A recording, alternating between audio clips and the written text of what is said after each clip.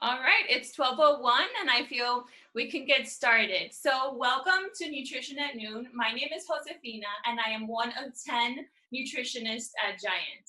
Today's topic is Latin pantry staples. And if you love Latin food, you're in for a treat because by the end of the webinar, you'll be able to identify pantry staples so that you can create your own Latin dish right at home. So a little bit about these webinars is that no one can see you, no one can read your name, and no one can hear you. So get comfortable and don't worry because this is completely anonymous. Another thing is that the Q&A tab is at the bottom of your screen. So you can ask any questions throughout the presentation and at the end, I will be answering questions. Let's get started.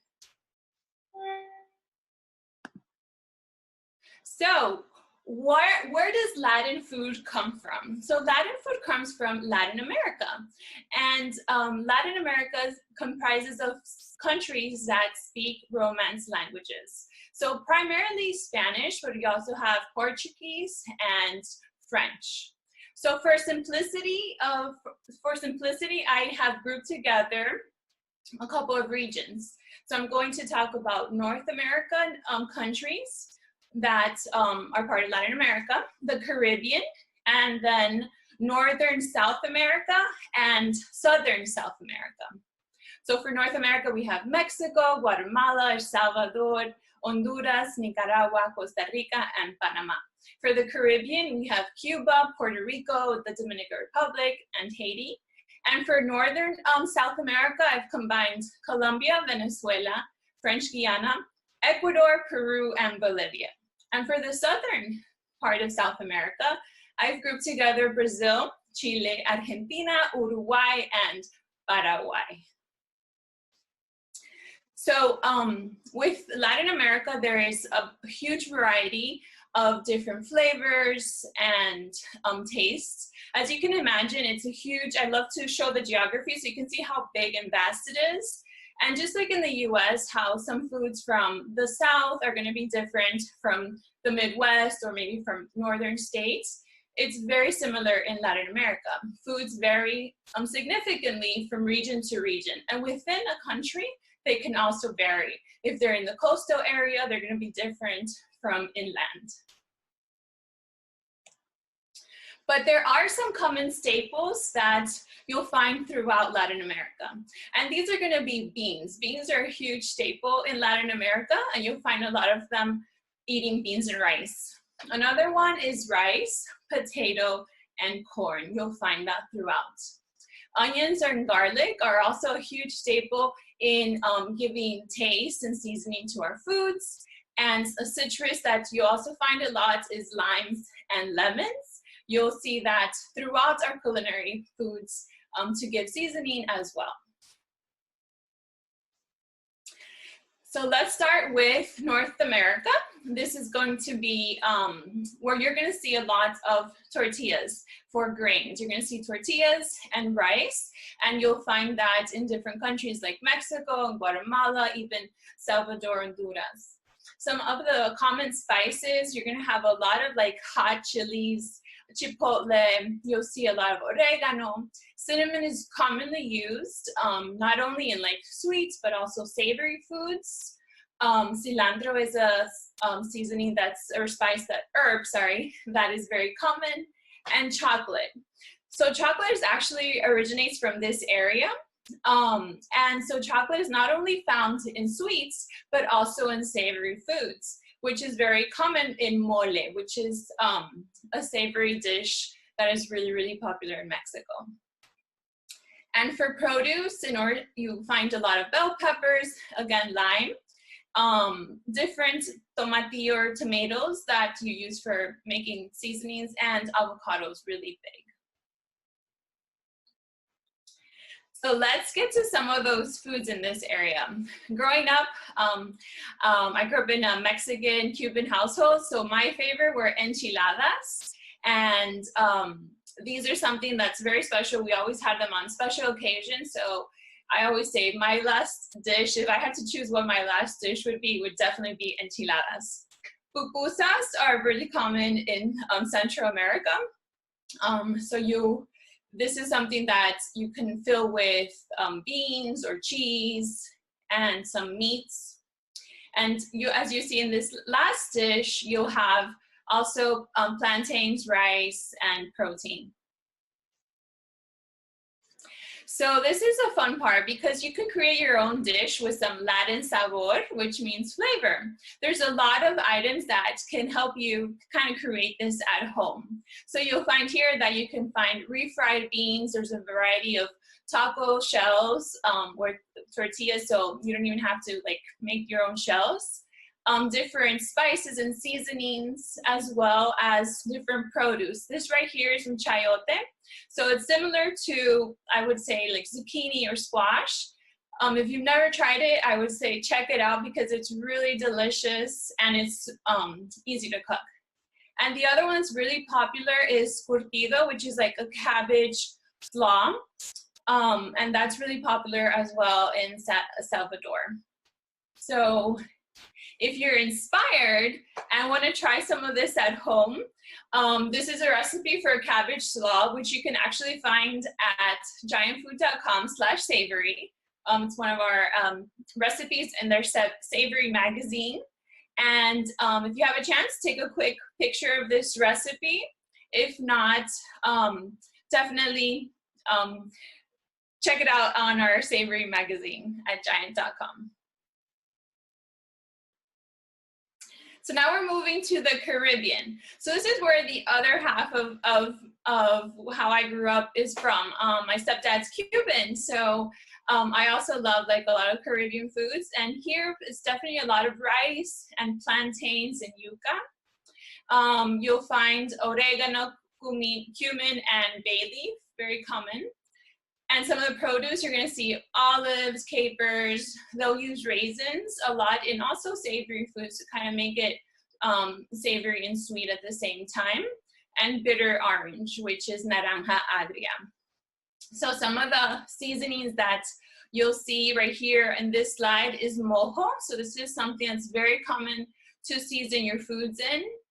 Adobo and sazón completo. If you go to a Hispanic person's house or Latinos, you're most likely to find these two seasonings in their pantries. So frito and cilantro. This is something that you can do, but the nice thing is you don't have that time. You can definitely buy it already prepared. So some dishes, one of my favorite Cuban dish is ropa vieja, and you can actually find a similar recipe to that at Savory, which is a slow cooker shredded Cuban beef. And pastelón, this looks like lasagna, but this is actually, instead of making it with pasta, it's actually layered with ground beef and plantains. And the last one is mofongo, which is basically plantains, and that's basically the grain or the carbohydrate that they're using. And if you want to bring these flavors to your home, these are some items from the Caribbean that you can have. So tostones, those are plantains, and they're lightly fried. We have yuca in our produce aisle, but they're also in our frozen aisle. If you don't want to go through the process of like shaving them, they're already cut for you.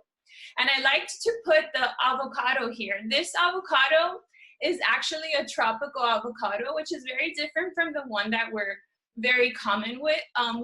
The one that we're usually used for to make guacamole is gonna be the Hass avocado. So that one grows more in like a desert area, but this avocado is grown in tropical areas. So this avocado is very common in the Caribbean. And one of my favorites, as you see there, is maduros, which are plantains. This is a great way. They're super delicious. All you have to do is put them in your oven, and they're done. Don't tell my grandfather, though, that I use those. And then common also staples are bay leaves and cooking wine. So if you're inspired, this is a Puerto Rican dish. It's stewed pink beans and rice. So you can grab this recipe. So this is more of a Caribbean kind of recipe here. And again, this is on giantfood.com/savory. Moving to South America, so these are going to be more of the northern countries in South America. The grains they're using here is quinoa, and quinoa is an amazing grain because it's rich in protein as well. And we have chia, choclo. Choclo is corn, but choclo is, instead of saying maíz, they say choclo in this area. And it's really, really a large grain. I don't know if you can see that. I'm sorry, it's a large corn. So it's much bigger than we're used to. And in this area, they have a huge variety of corns, different colors. And right here I have one that's purple. So it's so pretty. And then different spices and herbs. They use cumin, achiote, bay leaf, and ají. Ají are also kind of spices, but they call it differently. There's ají. And again, they use peppers and palta, which is avocado. So in Venezuela and Colombia, it's very common to have arepas. That's one of their huge staples, very delicious. And Peru is common for lomo saltado. Ceviche is a fish dish, and it's really common around that whole area. You also find it in different parts of Latin America. They just kind of cook it and season it a little different. And pique a lo macho is a very common Bolivian dish. So you'll notice a lot of potato in these dishes or corn. And for this region, if you want to create this own dishes and your own Latin sabor at home, we have a variety of different items that will help you. So we have beans that already come with seasonings from beans and sofrito from Filos. Also, there's quinoa that all you have to do is put in the microwave if you don't want to go through the process of cooking that. And there's different spices like ají amarillo or red hot pepper, and even Colombian cheese. I highly recommend that. And this is a great quinoa recipe. It's a sweet and savory quinoa with chicken. So again, it's at giantfood.com/savory. Just type quinoa and a whole list of different quinoa recipes will come up. Okay, so let's move to the southern parts of South America. So these countries are going to be like Chile, Argentina, Paraguay, Uruguay, and Brazil. So in this region, you'll find bread, potatoes, and different flours to make empanadas. And you also find things like parsley, olive oil, corn, peas, and peppers. Really common here are empanadas. So these are like patties that are stuffed with just a huge variety of things. It could be just vegetables, or it can have some kind of protein or meat. Different sandwiches. In this area, you'll find a lot of meat and bread. It's heavy on the meat. But one of their staples is chimichurri. So in the bottom, you'll see like a meat and chimichurri in a bun.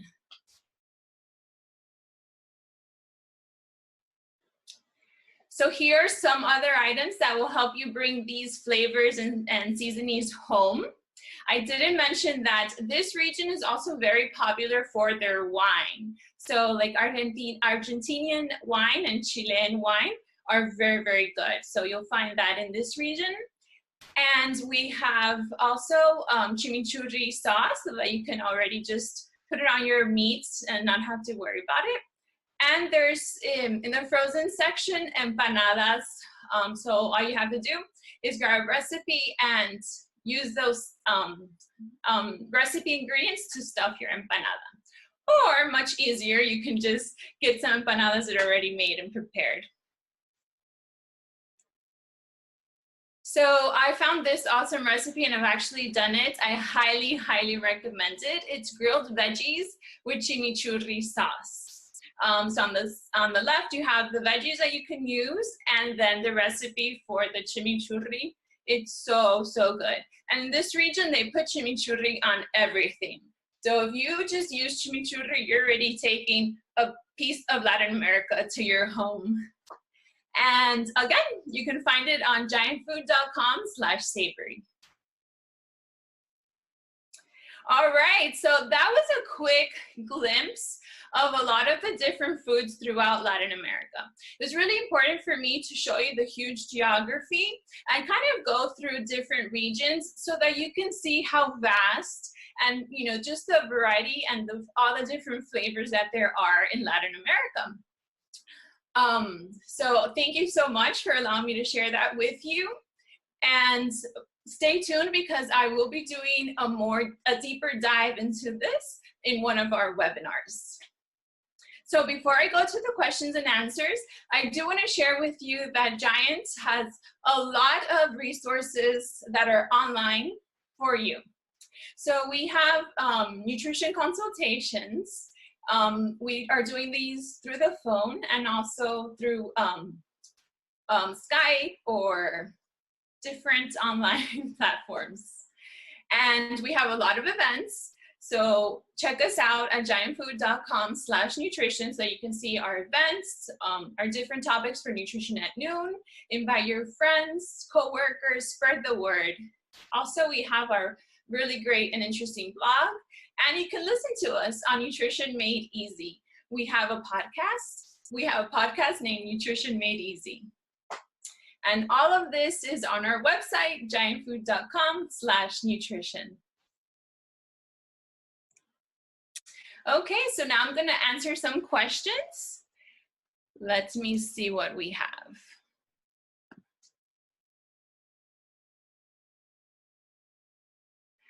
All right. Is Latin food healthy, or how can I make it healthy? Okay, well, that's a really good question. I do want to say that you want to always keep in mind my plate. So my plate is half of your plate will be produce. So you want to make sure you're including some of those produce items that are very common in Latin America.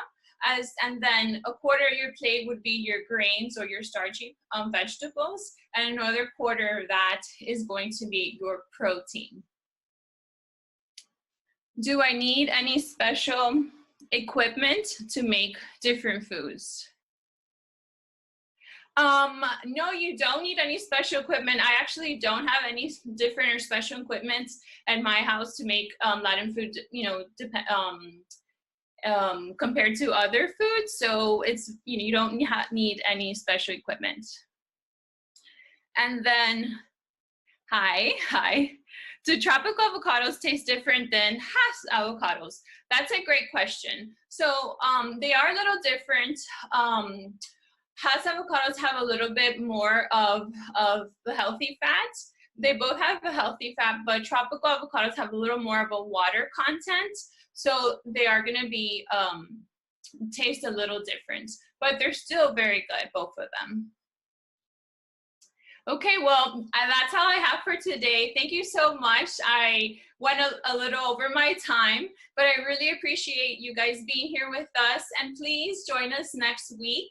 We have a lot of wonderful topics that we're going to be sharing and discussing next week. Again, thank you for joining us today at Nutrition at Noon. Stay well. Cuídense. Bye.